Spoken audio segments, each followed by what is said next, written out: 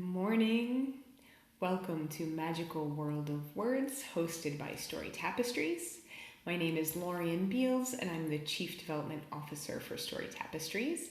And I'm excited to read another story from the Bug Books series, published by Happiness Books, Inc. in Baltimore, Maryland. And today's story is Chick-ette.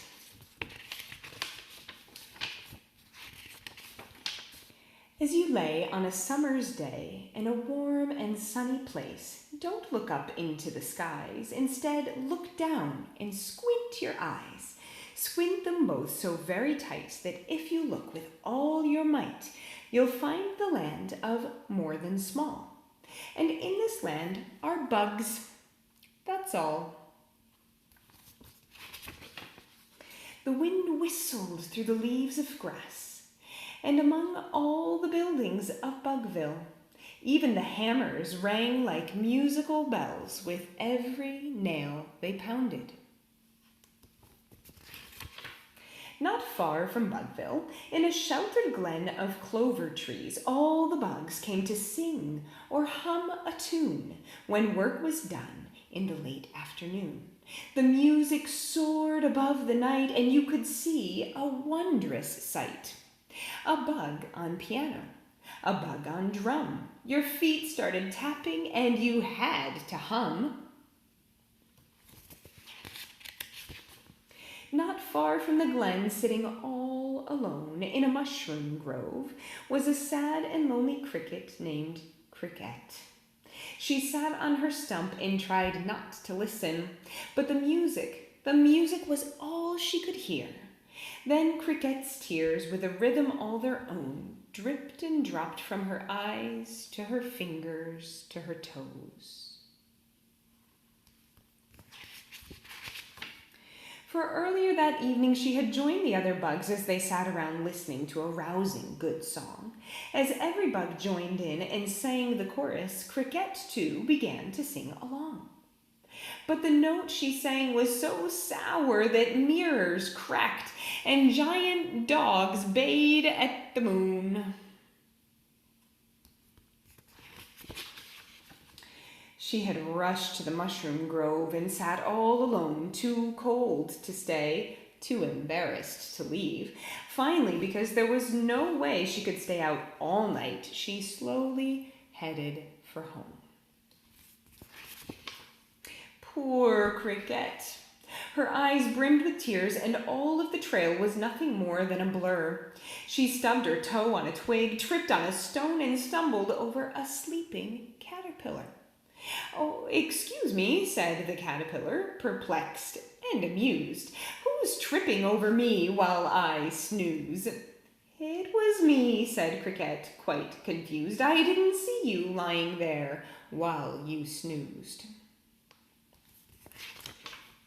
The old caterpillar stretched his many arms and yawned a deep and melodic yawn. Little crickets should watch where they walk late at night," he rumbled like a bass trombone. "Oh, I'm so sorry," sobbed Chick-ette. "I wasn't paying attention. You see, the trouble is I can't sing. The music won't sink into my head." There, the old caterpillar said. "You can't make music with your head. You must make it with your heart instead." Chick-ette's little cricket eyes lit up. Of course, she thought, and she thanked the caterpillar and ran home to find a musical instrument that would express the music in her heart. Bright and early the next morning, Chick-ette went out back where the daisies grow and tried every musical instrument she could find. The tuba, the oboe, even a rose-petal horn. None of them was exactly right. They all sounded a lot better than her singing, but there was still something missing. Cricket thought, and then she thought some more. I've tried all the horns, but they just don't seem to be right. I tried the piano, and it wasn't right. Suddenly, she remembered that in the attic was her grandpa's old violin. I don't need to dawdle or diddle. I can learn to play the fiddle. With that, she dashed up the stairs to the attic where the fiddle was stored. Cricket dusted off the violin, put rosin on the bow, and then, like a wild bug, she let it all go. She didn't play classical as she whirled around. The song, she felt, had a country sound. Later that afternoon, she slipped quietly back to the musical glen where every bug was singing along. She didn't try to join in, but gently swayed with the beat. Finally, some bug asked, "Cricket, can you play that fiddle?" She smiled kind of shyly and said, "Well, just a little." She walked to the stage where she removed the violin from its case, turned it very carefully, and began to play. With a whoop and a cheer, all of the bugs began dancing with any bug near.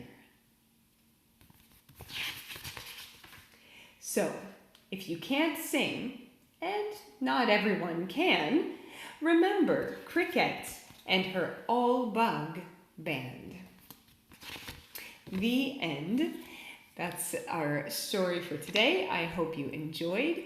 This is Magical World of Words brought to you by Story Tapestries, and we couldn't bring this to you if it weren't for some really fabulous sponsors that include the Blair Family Foundation, Fitzgerald Auto Mall, the Nora Roberts Foundation, the Children's Opportunity Fund, as well as the Arts and Humanities Council of Montgomery County and Maryland State Arts Council. Thank you so much for spending time for this story, and I hope you'll join us for additional stories throughout the day, every Wednesday, right here on Facebook Live on the Story Tapestries page. Please like, follow, share, comment. Help us reach our goal of doubling our followers this month. We want to make sure that everyone is getting access to these free stories throughout the summer. And so if you could help us by hitting the share button and making sure that even just one of your friends joins us and one of their friends joins them and so on, and we can reach thousands more with these wonderful, hopefully enjoyable stories every Wednesday. Thank you again and have a great day.